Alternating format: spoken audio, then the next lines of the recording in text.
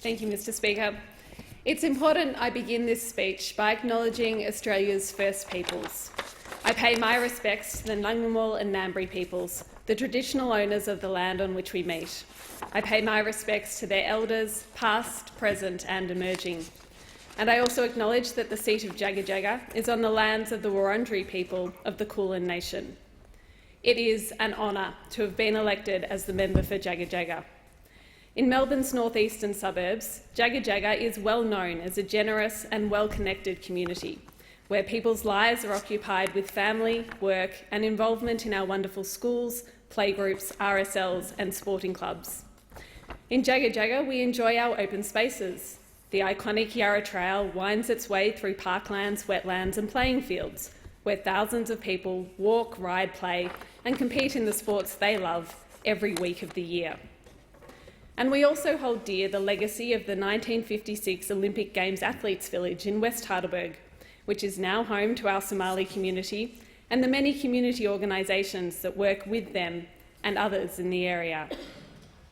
I grew up in Jagajaga. My dad was a local lawyer and my mum a local school teacher. Both instilled in me a strong sense of community and a curiosity for what else was out there in places across our country. I was always an avid reader as a child and learned to interpret the world through stories, so it was perhaps inevitable that I started my working life as a journalist. In this role, and in my subsequent work as an advisor and as a public servant, I've been privileged to hear the stories of people from across Australia and to reflect on the power that those of us in this place have to help shape those stories for better or for worse. The stories that have helped to shape me and driven me to be standing here today are from people whose lives are most dependent on what we do in this place for their livelihoods, their well-being and their security. On election night this year, I received an email from a woman in my electorate.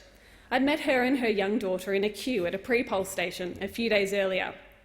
She emailed me to explain that she was a single mother who'd left an abusive relationship and was working hard to try and pay rent so she could continue to live near the excellent public school she sent her daughter to.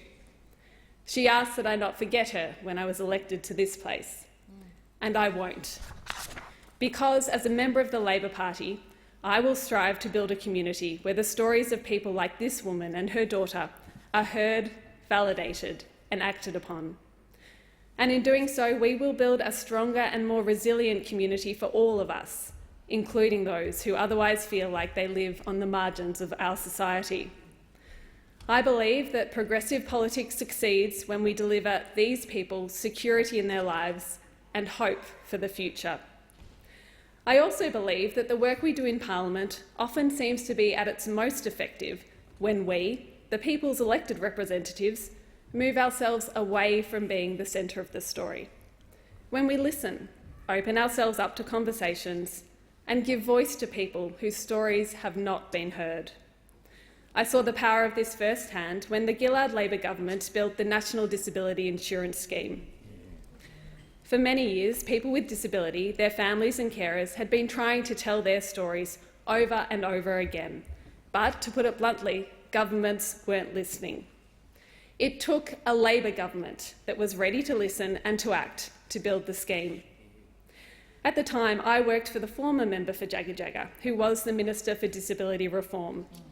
I remember the courage and determination of people with disability and their families during this time.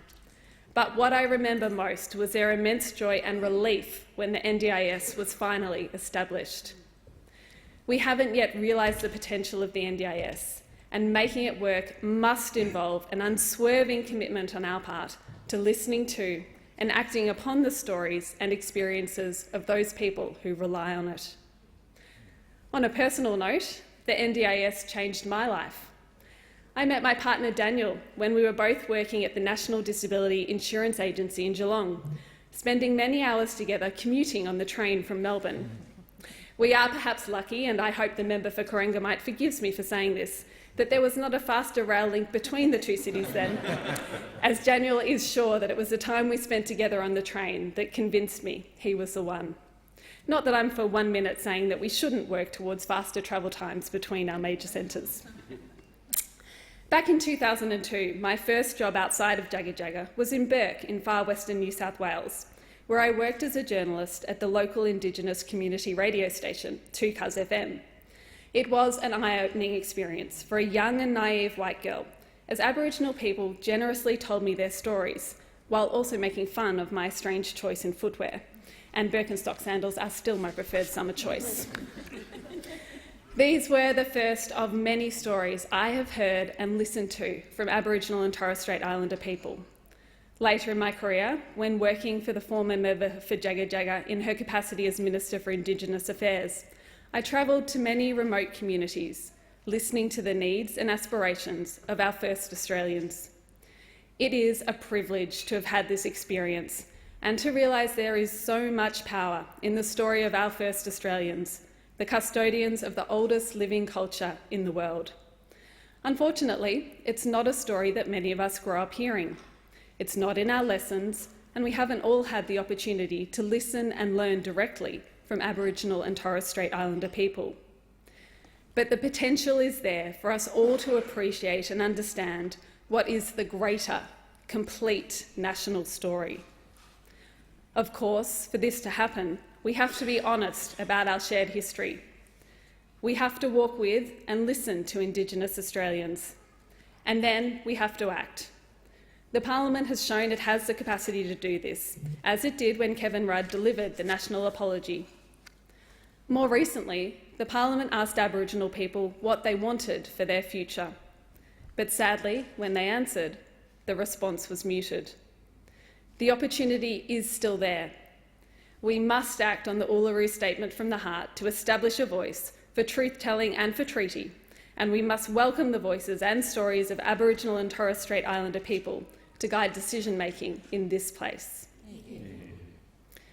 It is impossible for me to give this speech without acknowledging the seriousness of the climate emergency and how its impacts are most acutely felt by those people with the smallest buffers in their lives.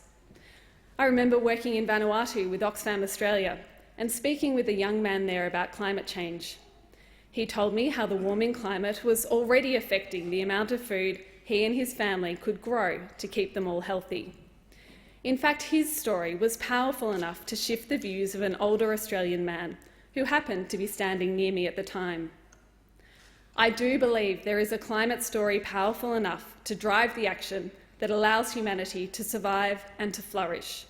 A story that will allow my daughter and the generations that follow the opportunity to lead safe and healthy lives and enjoy the natural beauty of this wonderful country. A story that sees us doing our part to support that man I met in the Pacific and people like him, with funding for mitigation and adaptation and an aid budget that is growing rather than shrinking. I am confident that Labor's commitment to real action on climate change, with a focus on creating more jobs and more economic opportunities and a better future for us all, will resonate with Australians. And I take hope from the passion and conviction of the young people in Jagajaga and in communities across the country who have spoken out and spoken loudly about the need for climate action. I have also heard the conviction of the people and groups in Jagajaga who have spoken out about our need for a humane approach to asylum seekers. I believe this can be achieved while maintaining our sovereignty and our borders. I want to also highlight two issues that have become close to my heart through my working life: the importance of a free and fair press and the value of the ABC. The 8 years I worked at the national broadcaster were spent with thoughtful, intelligent colleagues who took seriously their responsibility to tell stories that reflected voices from across our country, to make decision-making understandable and transparent, and to hold power to account. This work relies on the ABC being properly funded and being free of political influence. It is absolutely crucial that journalists, all journalists, are able to go about their work without fear of possible retribution or intimidation, sanctioned or otherwise. Our identity as a nation and the freedoms we all depend on it. And my daughter is not quite making the whole speech. But it's a nice segue because I stand here today as a working mum with a 17-month-old daughter. And I'm not the first working mother to be in this chamber. And I'm so pleased that I'm not the only one here now. As more and more of us come together in this place, I think we show that it is possible to be both a mother and a parliamentarian. But it's not easy, and this is far from the only workplace where women are still trying to figure out what it looks like to be the mother they want to be and pursue the career they want to have. When my daughter Harriet was born, I took 9 months maternity leave, some paid, some unpaid. My partner then took 3 months unpaid leave to care for her. He now works 3 days a week while I work full-time. I realised that our arrangement was unusual, but I didn't realise just how different it was until Daniel started quoting statistics from Annabel Crabb's The Wife Drought to me to prove just how much of a unicorn he really is. Only 3% of Australian families have a part-time working dad and a full-time working mum. 3%. We can and we must do better than that. Because while this has a host of poor outcomes for women, lost income, missed promotions and a more uncertain retirement, it is also robbing Australian men of the opportunity to reduce their paid work to care for their children and to experience the highs and the lows that come with that. Things have to change. Labor started making it easier for parents to juggle work and family when we introduced paid parental leave. It has made a huge difference in the lives of many Australians, but there is more work to be done. I am convinced that we need a culture shift in our workplaces so that they are no longer built on the premise that there's a wife at home who is the primary carer. We need to address the bias, conscious or not, that after a baby is born, it is women who will work part-time before the children start school, who will carry the mental load, and who, in some cases, will leave the workforce forever.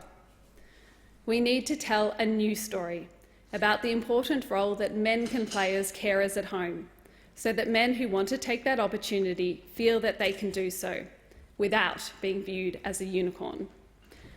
We also need a childcare system that doesn't rely on parents in our cities essentially winning a kind of lottery if they somehow manage to score a place in a centre within half an hour of where they live. One where the value of early education for our children and the value of our early educators is clearly recognised and paid for. I passionately believe that Labor has the track record and the will to make this happen, to build a society where men and women feel fulfilled in our workplaces and in our homes, and where our children benefit from this. Now to the thank yous. Firstly and mostly, thank you to Daniel for your constant love and unwavering support. I wouldn't be standing here without you. And to my daughter Harriet, who teaches me about a different form of love every day. To my parents, Daniel's parents, my brothers, their partners, and my nephews, and to my wider family of aunts, uncles, and cousins, thank you for all the ways you support me. To my mentor and friend, Jenny Macklin, I have mentioned the previous member for Jagajaga a number of times already, and I think the enormous impact she has had on me is clear. I thank her for all she has done for our community, for our country, and for being a wonderful guide to me. Yeah.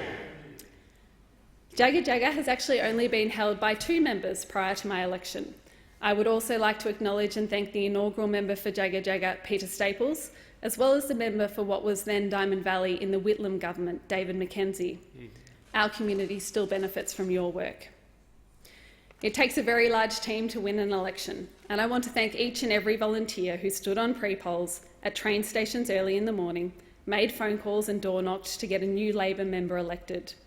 To my local branch members and my campaign team, and especially to Anthony Kenny, who, from the very first days when I couldn't work out how I would ever get my non-sleeping baby and me out of the house, let alone hold a functioning conversation, got the campaign on track and helped get me elected. He did this while all the while being an extremely decent human being. To the organising team, Mitch, Takara, Jude and Emily, thank you. To the state and national Labor campaign teams and my Labor neighbours, Andrew Giles, Jed Carney and Rob Mitchell, as well as my state colleagues Vicky Ward, Anthony Carbines, Colin Brooks and Danielle Green. And thank you to the caucus and our leadership team, Anthony Albanese and Richard Miles, and our leaders during the campaign, Bill Shorten and Tanya Plibersek, for your warm welcome and support. I am so looking forward to working with all of you.